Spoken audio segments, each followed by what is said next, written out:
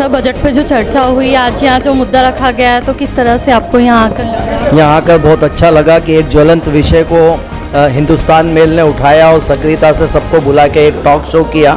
बाकी इसमें जो कमियां कुछ दिख रही है, कुछ अच्छाइयाँ दिख रही है, उस पर चर्चा हुई है। जो अच्छाइयाँ हैं उसकी तारीफ लोगों ने की है और जो कमियां हैं वो सुझाव के रूप में भेजी जाएगी, ताकि जब ये बजट फाइनल हो, पास हो, तब उन बातों का सम्मिलित हो सके और हिंदुस्तान मेल इसमें प्रमुख भूमिका निभाएगा, ऐसा मेरा मानना है।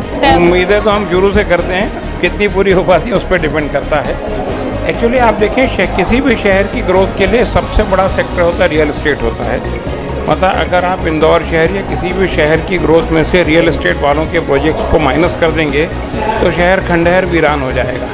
सेकेंडली सबसे ज़्यादा रोजगार भी रियल एस्टेट ही देता है, एग्रीकल्चर के बाद ये सेकेंड इंडस्ट्री।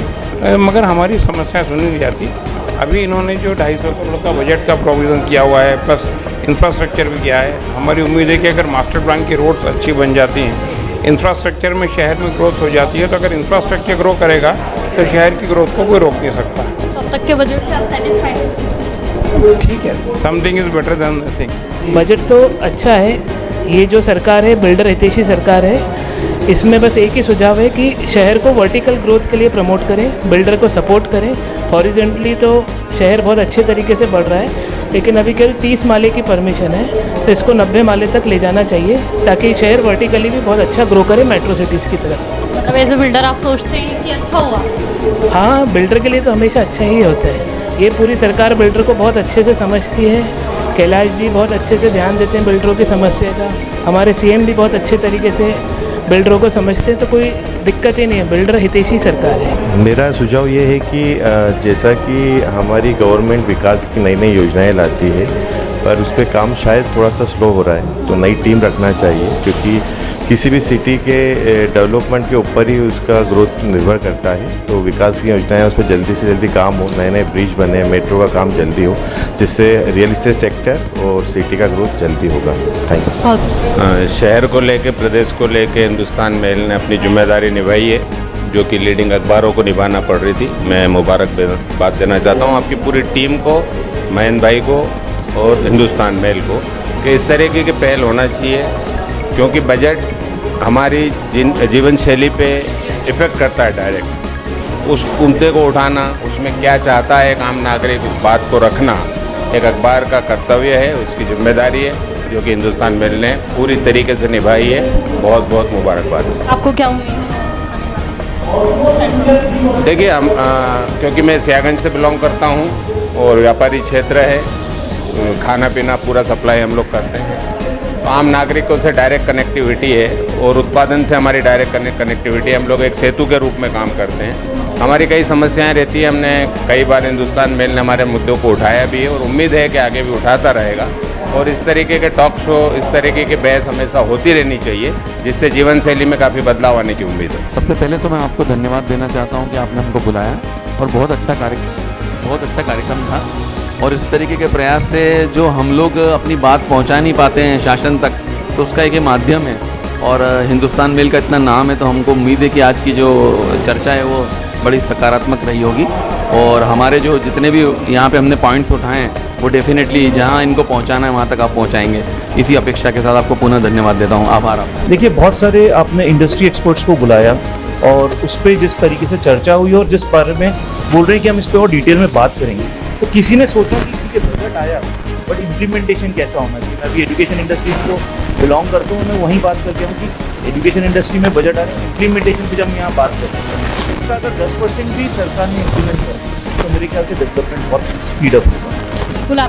और आपका इनिशिएटिव मेरे को बहुत अच्छा लगा कि ये इनिशिएटिव रेगुलर बेसिस पे ये चीज़ आप करेंगे तो शायद प्रदेश में बहुत उन्नति होगी। तो कुछ समय दे के अगर सर पे तो और ज़्यादा अच्छे विचार सबके आते हैं, सब अध्ययन करके आते हैं, उनको समय मिलता।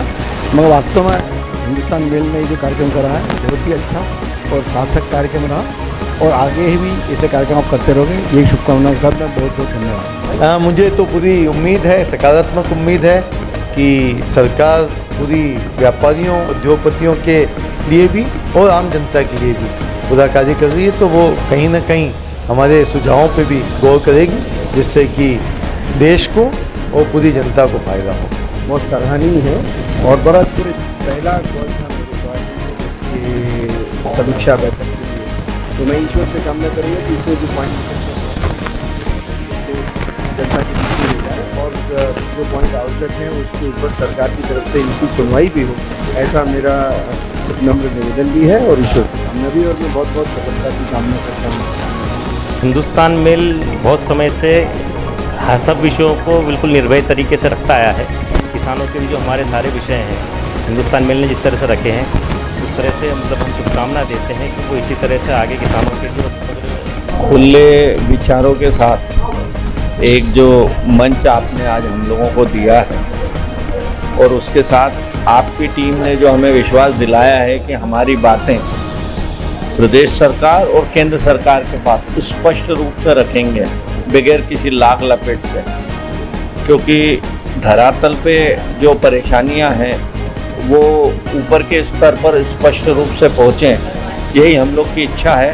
और मैं आपके अखबार को, आपके मीडिया को चाहता हूं कि जो उनने बोला है वो बिल्कुल करेंगे और उससे मेरे को लगता है कि हमारी भावनाएं ऊपर तक पहुंचेंगी। धन्यवाद। हिंदुस्तान मेल का बहुत बहुत धन्यवाद जो आज उन्होंने हमें मंच उपलब्ध कराया, और हम अपेक्षा करते हैं कि जो आज विचार हिंदुस्तान मेल के माध्यम से राज्य शासन तक हमारा पहुंचेगा, तो हम अपेक्षा करते हैं कि शीघ्र ही एक सकारात्मक परिणाम के रूप में उसका निर्णय राज्य शासन द्वारा लिया जाएगा।